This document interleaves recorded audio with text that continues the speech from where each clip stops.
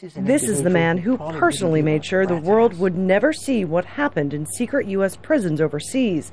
Former CIA operative Jose Rodriguez, who ordered the interrogation videotapes burned, now detailing his work in a new book. What was done to Khalid Sheikh Mohammed, the alleged mastermind behind the September 11th attacks, he calls a kind of weight loss plan. He was very heavy when he came to us, and he lost 50 pounds. What else was done? Not letting al-Qaeda operative Abu Zubaydah sleep for 3 days? Rodriguez compares to jet lag. And waterboarding, which most of the world describes as torture, he indicates is no big deal. Khalid Sheikh Mohammed would use his fingers to count the number of seconds because he knew that in all likelihood we would stop at 10. So this doesn't sound like a person who is afraid of dying.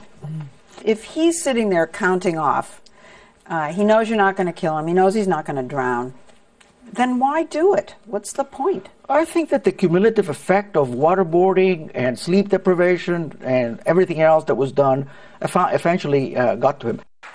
A claim often made by his bosses at the time. They were legal, essential, justified, successful, and the right thing to do. They still claim the techniques led to the death of Osama bin Laden and the disruption of plots.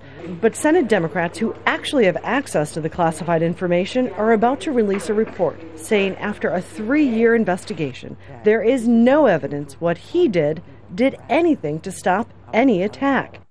Human rights activists hope that will get the American public debating what was done to make sure it can't happen again, regardless of who is commander-in-chief. Remember, this is information that none of us have. It's not anything that we can get, and so this is only in the hands of the U.S. government at the moment. So until the public gets to see a redacted version of that information, they can't come to a complete understanding of what was done in their name.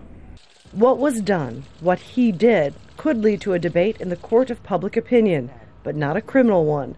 Rodriguez hasn't and likely won't be prosecuted for what he says he is still proud of.